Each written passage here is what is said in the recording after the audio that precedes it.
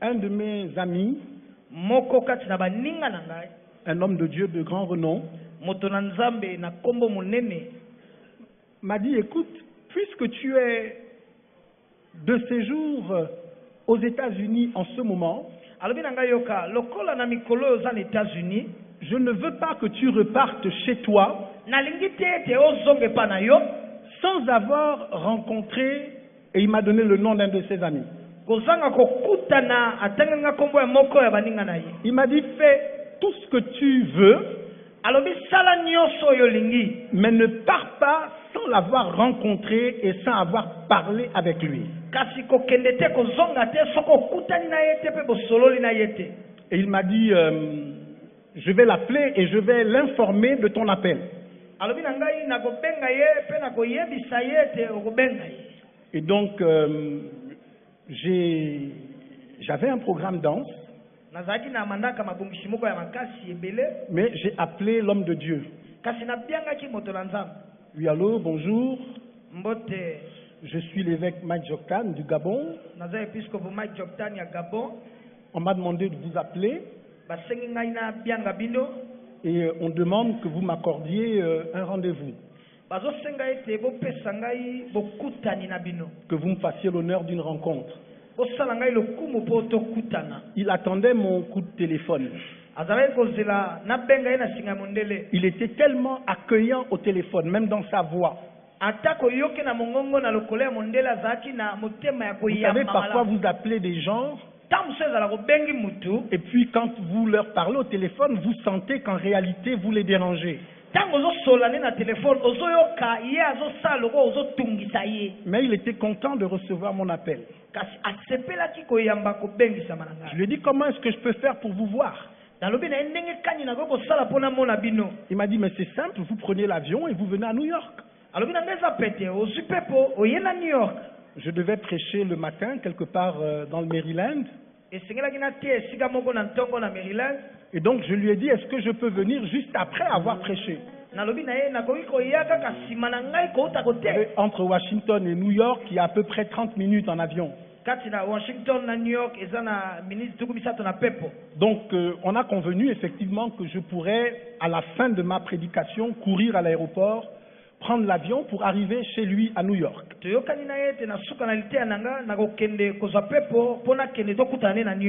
lorsque je suis arrivé, et donc j'ai pris l'avion, et je suis arrivé à New York,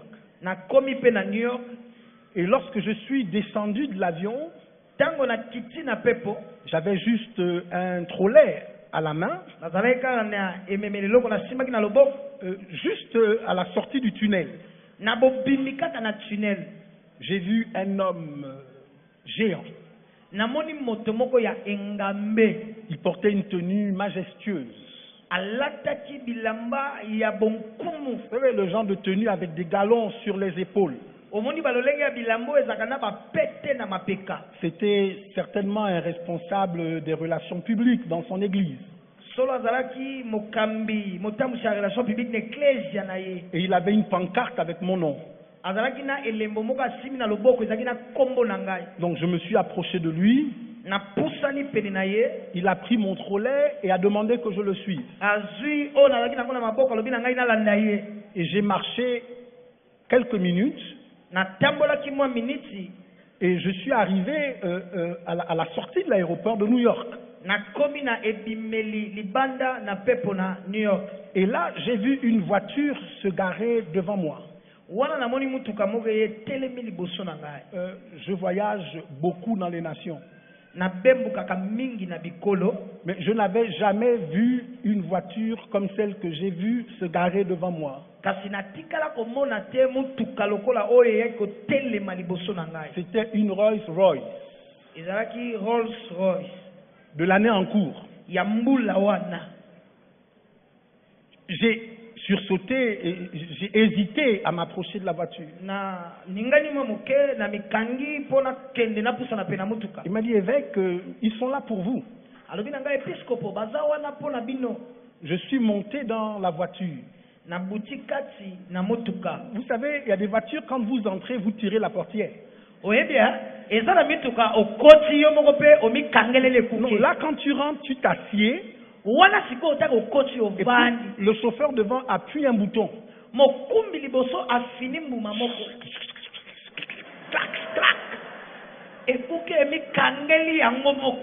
La portière se ferme seule. Et nous avons roulé dans la ville. Je suis arrivé à l'église. Et l'homme de Dieu m'attendait.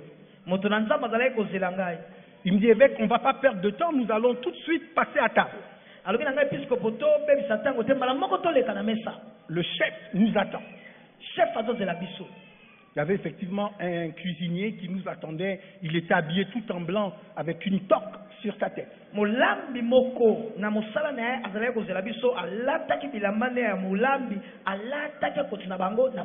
Et nous nous sommes assis autour de cette table. Nous étions, je crois, 5 ou 6.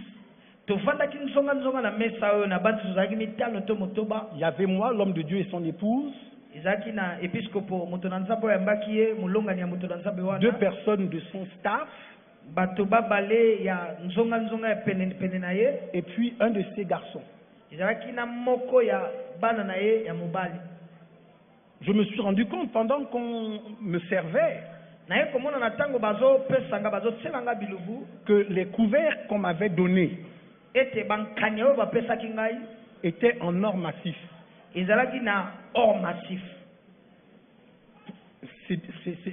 Ça change le goût de ce qu'on mange. Quand on mange avec des couverts en or massif. Et puis le cuisinier a emmené les différents mets qu'ils avaient concoctés. Vous savez, quand vous mangez avec les riches ne mangent pas beaucoup. Oui, bien. Les riches ne sont pas des bouffeurs. Les riches, ce sont des gens qui dégustent.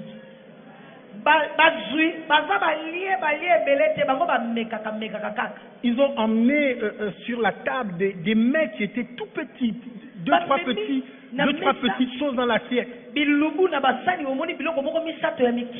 Mais sauf que quand vous mangez ces choses, ça vous remplit. Et puis quand nous avons terminé de manger, l'homme de Dieu m'a proposé de visiter l'église.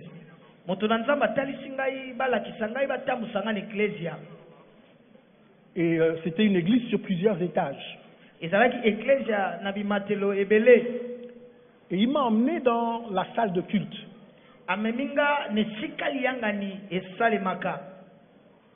Et il m'a expliqué que c'est ici mon pupitre. C'est de là que je prêche. Et puis il m'a montré l'endroit où s'assied la congrégation. Et puis quand on a fini de visiter l'église, il m'a fait visiter aussi les bureaux. Là où on produit ses CD, là où on travaille sur l'écriture de ses livres.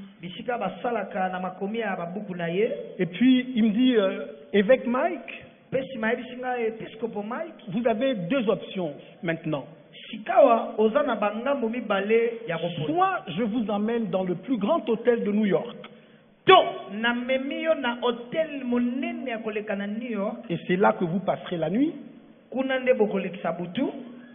Soit je vous offre l'hospitalité de ma maison. L'avantage avec ma maison, c'est que nous aurons du temps pour échanger. Nous pourrons prier ensemble une bonne partie de la nuit. Mais si vous préférez partir à l'hôtel, c'est vous qui me dites. Et donc je lui ai dit, pas de problème, je pense que je vais accepter l'hospitalité de votre maison. Et voilà comment nous sommes descendus dans le sous-sol de l'église. Il y a Ecclesia. Pour prendre les voitures qui devaient nous emmener. Et mon guide m'a pris et m'a emmené vers une voiture noire. C'était une Bentley.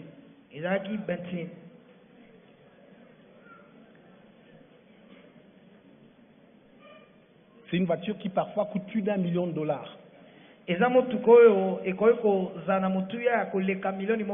je suis monté dans la voiture. Nous avons traversé la ville de New York.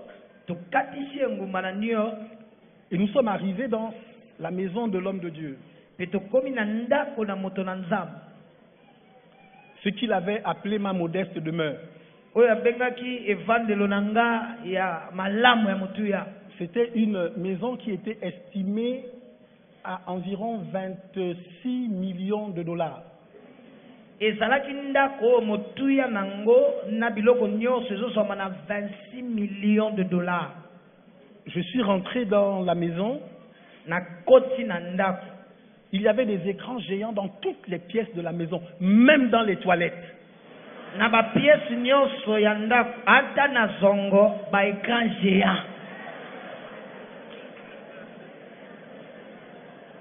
Il m'a fait visiter ma chambre. Quand j'étais dans ma chambre, j'avais l'impression d'être comme un timbre sur une enveloppe. Du moins, mon lit. Le lit était si petit, bien que c'était un grand lit, mais la chambre était si vaste.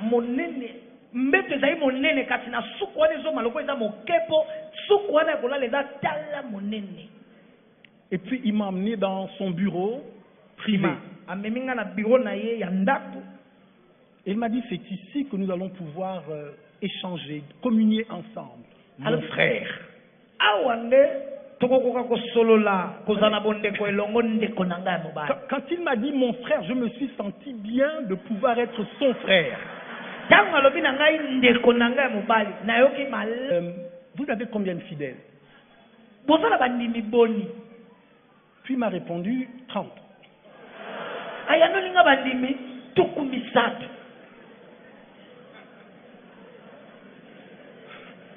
J'avais les yeux écarquillés. Et puis il me dit non, évêque, ce qu'il faut savoir, c'est que moi j'ai été un pasteur classique. J'avais des milliers de fidèles. Mais à un moment donné, je me suis rendu compte que ces milliers de fidèles, c'était des milliers de problèmes.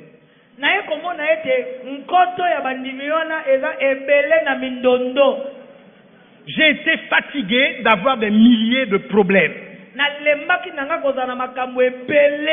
Il dit maintenant j'ai 30 fidèles, mais c'est 30 solutions. Il me dit d'ailleurs ce qu'il faut que vous sachiez, c'est que nous sommes 30. Mais il y a des centaines qui sont en liste d'attente pour intégrer l'église.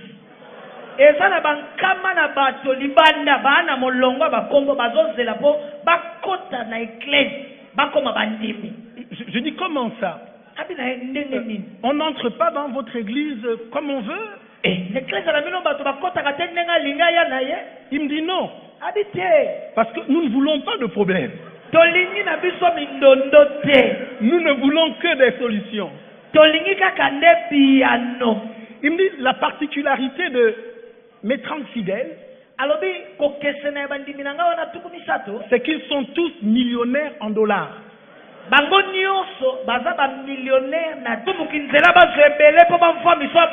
sommes actuellement dans la période dans laquelle Dieu veut enrichir les saints. Dieu a décidé que les familles chrétiennes posséderont ce pays.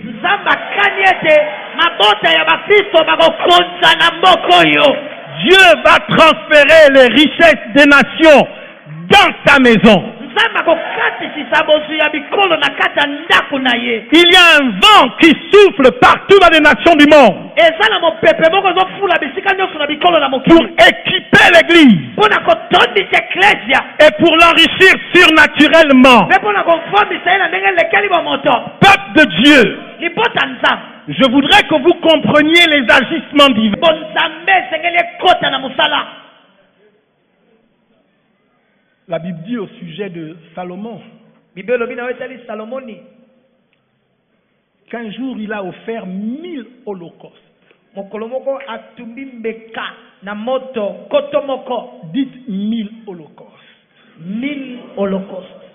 Non, vous dites pas bien. oloba ko malamu te. Non, pousse ton voisin, dis-lui 1000 holocaustes. simba ndeko no loba 1000 holocaustes. Parce que 1000 holocaustes, c'est ce qu'on appelle une offrande scandaleuse. Pon koto moko ya bambeka kotumbama na moto eza likabo tobenga ya likama. Je ne sais pas s'il vous est arrivé déjà d'offrir le sacrifice d'un animal. nayebi te soki ekomela yo opesa mbeka na nyama. Sacrifier un bœuf. kobonza ngombe moko. Quel travail. mosala nini. C'est difficile eza pasi. d'égorger un bœuf. koboma kokata kingo ya ngombe. Mais la Bible dit 1000 holocaustes. kasi bibelo bisikoyo nkoto moko na bambeka. C'est une offrande pour la faire. On ne peut pas la faire en une journée. eza mosala libonzo okoki kosala ngo na mokolo moko te. C'est une offrande, quand on la fait, elle ne peut pas passer inaperçue. eza libonzo oyo soki osali yango ekoki koleka kaka bongo te. C'est le genre d'offrande, quand vous la faites, ça attire l'attention de toute la ville. eza libonzo soki osali yango ebendi bokebi engumba mobimba. Imaginez-vous que quelqu'un se lève ici à Kinshasa kanisa moto moko atelemi na Kinshasa et décide d'acheter 1000 bœufs. azwi mokano asomba bangombe nkoto moko. Il y aura pénurie de viande à Kinshasa. misuni ekosanga na Kinshasa. 1000 holocaustes. nkoto moko na mbeka. Lorsque Salomon a terminé d'offrir ces 1000 holocaustes, tango salomoni asilisi kopesa mbeka ya bambeka na nkoto moko. Salomon était fatigué. salomoni alembaki. Il s'est endormi. alali pongi. Et pendant que Salomon dormait, na tango salomoni alali, il y a quelqu'un qui ne dormait plus. moto moko azolala lisusu te. Dieu ne dormait plus. nzambe azolala lisusu te. Dieu était troublé. nzambe akoti mobulu. Dieu était dérangé. nzambe atungisami. Et Dieu est descendu des cieux.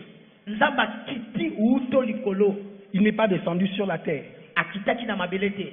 Il est descendu dans l'esprit de Salomon. akiti kati na molimo na salomoni. Il n'a même pas jugé utile de le réveiller. aponaki te amonaki ntina te alamusa ye. À l'intérieur de l'esprit de Salomon, Dieu est descendu de façon bien réelle. kati na molimo ya salomoni nzambe akiti na ndenge moko ya solo. Et il lui a dit, qu'est-ce que tu veux que je fasse pour toi? olingi nasalela yo nini. Quand Salomon s'est réveillé le matin, tango salomoni alamuki na ntongo, il était devenu l'homme le plus riche sur toute la surface de la terre. akomaki moto na bozwi koleka netando mobimba ya mabele. En un instant, na ngonga moko. plus tard, on voit la reine de Séba arriver vers lui. nsima na batango tomoni nkumu ya mwasi ya seba yepa na ye. Elle dit, mon oreille avait entendu parler de toi. alobi litoi na nga eyoki bansango na yo. Mais maintenant, mon œil te voit. sika wa lisu na ngai En fait, elle réalise que Salomon est bien plus grand que tout ce qu'elle pouvait penser et imaginer. asosoli ete salomoni aza monene lisu koleka makambo oyo akanisaki mpe azali kobanda. Et elle n'a d'autre choix au contact de la gloire aza na eloko mosusu te na bokutani na nkembo que d'ouvrir son trésor et offrir des présents. kofongola ya ye ya motuya mpe kopesa makabo ya talo. Il y a des rencontres qui changent. Tango bandi yango okasu kosilisa te. J'ai eu des moments, Nazoba ntango ma femme est ici, mulonga nanga zawa où j'étais pas capable o nazalaki te na makoki de l'emmener manger au restaurant et de payer le repas. ya komema ye alia na restaurant mpe na futele bilia. J'étais déjà dans le ministère. J'ai eu des moments où je n'étais pas capable. Vous avez vu comment, quand elle prêche, elle fait... Je n'étais pas capable d'entretenir ses cheveux.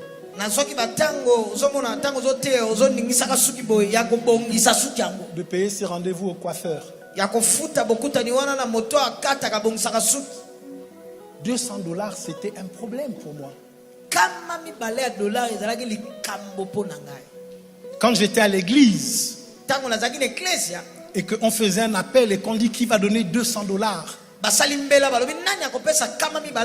j'étais blessé dans mon cœur. Parce que je n'étais pas capable de répondre. Mais j'avais pris la résolution que quoi qu'il arrive, je dois me battre pour relever ce défi. Et puis un jour, je me suis levé et j'ai donné mes premiers 200 $. Oh, j'étais tellement fier et j'étais tellement heureux de pouvoir faire ça devant Dieu. Mais j'avais compris aussi que c'était un style de vie. Quand tu commences avec ça, il n'y a pas de fin. Et puis après, j'ai donné 1 000 $. Et puis un jour, j'ai donné 5 000 $. Et puis un matin, comme ça, je suis arrivé à l'église, j'étais en joie. Et j'ai donné 20 000 $. Et puis un jour, dans une réunion comme ça, je me suis levé sous inspiration. Et j'ai dit, j'attends que tout le monde donne. Et puis je donnerai le double de ce que tout le monde a donné. Et puis j'ai signé le chèque. Et puis l'année dernière, j'en ai parlé un peu à mon épouse. Je dis un peu. Vous savez, quand Dieu a demandé Isaac à Abraham, la demande était tellement forte qu'Abraham est resté silencieux. Personne ne savait. Je dis l'année dernière, en fait 2017 jusqu'à maintenant, Dieu m'a emmené à un niveau de sacrifice jamais atteint auparavant. J'ai perdu le compte de ce que j'ai donné. Je pense que j'ai donné au moins 2 millions $. Pour si peu de temps, tu es prêt à perdre l'éternité pour si peu de choses. Pour si peu de temps, tu es prêt à perdre l'éternité pour si peu de temps. Pour si peu de temps, pour si peu de choses, pour si peu de choses, tu es prêt à perdre pour ces joies d'un instant, pour ces richesses d'un instant. Pour si peu de temps, tu es prêt à passer l'éternité dans les tourments. Pour si peu de temps, pour si peu de temps, pour si peu de choses. Voici ce que dit ton adversaire, le diable. Il dira dans le livre de Job, peau pour peau, l'homme vendrait sa vie pour ce qu'il possède. Peau pour peau, l'homme vendrait sa vie pour ce qu'il possède. Peau pour peau, l'homme vendrait sa vie pour ce qu'il possède. L'homme vendrait sa vie pour ce qu'il possède.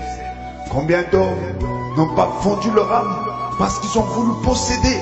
Combien d'hommes n'ont pas vendu leur âme parce qu'ils ont voulu posséder? Combien d'hommes n'ont pas vendu leurs âmes parce qu'ils ont voulu posséder? Ils ont voulu posséder, ils ont voulu posséder pour si peu de temps, pour si peu de temps, et si peu de choses, et si peu de choses. Voici ce que dit ton Seigneur, ton Créateur. À quoi te servirait-il de gagner le monde si tu perds ton âme? À quoi te servirait-il de gagner le monde si tu perds ton âme? À quoi te servirait-il de gagner le monde si tu perds ton âme? Beaucoup veulent gagner le monde, veulent posséder des richesses ici-bas, à n'importe quel prix, pour si peu de temps, pour si peu de temps et si peu de choses. À quoi te sert-il de gagner le monde si tu perds ton âme? À quoi te sert-il de gagner le monde si tu perds ton âme? Si tu perds ton âme. Les honneurs éphémères, les gloires éphémères, ce ne sont que des choses d'un temps. Ce ne sont que des choses d'un instant. Ce ne sont que des choses d'un temps. Ce ne sont que des choses d'un instant. Ton âme a-t-elle pour valeur ces richesses de ce monde? Ton âme a-t-elle pour valeur ces richesses de ce monde? Ton âme a-t-elle pour valeur ces richesses de ce monde? À quoi sert-il? À quoi sert-il? À quoi sert-il un homme de gagner le monde s'il perd son âme? Combien n'ont-ils pas vendu leur âme? Combien n'ont-ils pas signé avec leur sang un pacte avec l'ennemi? Le Seigneur dira, l'âme de toute chair est dans son sang. Lorsque tu avais signé avec ton sang, tu venais de vendre ton âme. Et Christ peut racheter ton âme, car lui a signé avec son sang inestimable. Viens à lui, car le Seigneur t'appelle. Prie avec moi, prie avec moi, invoque avec moi, car au jour de la détresse, celui qui invoquera le Seigneur sera sauvé. Est-ce un jour de détresse? Est-ce un jour de détresse? Toi qui as perdu le sommeil, tu as eu la gloire, tu as été acclamé des hommes, tu as perdu le sommeil, et la nuit te voilà tourmentée. Chaque soir, chaque nuit te voilà tourmentée, mais tu as eu la gloire, tu as eu les acclamations des hommes, tu as eu les belles maisons, tu as eu les belles voitures. Mais voici ta vie. Voici la peine est poison toi. Voici, tu donnerais n'importe quoi pour ne serait-ce que dormir un peu. Tu donnerais n'importe quoi pour avoir ne serait-ce que un peu de paix. Mais voici, tu as signé. Voici, est-ce un jour de détresse? Est-ce un jour de détresse pour toi? Crie à l'Éternel, car lorsqu'un malheureux crie à lui, lorsqu'un malheureux crie à lui, lorsqu'un malheureux crie à lui, lorsqu'un malheureux crie à lui, le Seigneur l'entend. Voici, il y a cela 2000 ans, il y a cela 2000 ans, il y a cela 2000 ans, quelqu'un est venu, a vu la misère de l'humanité, a vu la misère de l'humanité, les abominations, les péchés qui nous ont rendus misérables aux yeux de notre Créateur, les abominations, les péchés qui nous ont rendus misérables aux yeux de notre Créateur. Il y a 2000 ans, il y a 2000 ans, il y a 2000 ans, il y a 2000 ans, Yeshua de Nazareth, Jésus-Christ de Nazareth est venu, payer le prix par son sang à lui, son sang a coulé, son sang a coulé. Sache mon ami, même si tu as vendu ton âme, Christ peut la racheter, car sache que tout homme avait été vendu au péché, et Christ a le pouvoir et la capacité de sauver chaque homme, même si tu as signé avec ton sang, le sang de l'agneau, le sang du Fils de Dieu, le sang de Jésus-Christ, le sang de l'agneau, et il est écrit, vaincu à cause du sang de l'agneau, l'ennemi était vaincu à cause du sang de l'agneau et de la parole de notre témoignage. Sors de ces mensonges, invoque le Seigneur, invoque Jésus de Nazareth, invoque le Seigneur, le seul sauveur, celui qui vient dans ta détresse, car il est venu à 2000 ans dans notre misère. Il est mort pour nous, il est mort avec nous, avec tous ceux qui croient en lui. Il est ressuscité avec ceux qui croient en lui. Et il est mort une fois pour toutes et ne peut mourir une deuxième fois. Maintenant c'est pour Dieu qu'il vit et c'est pour Christ que tu vis et c'est pour Dieu.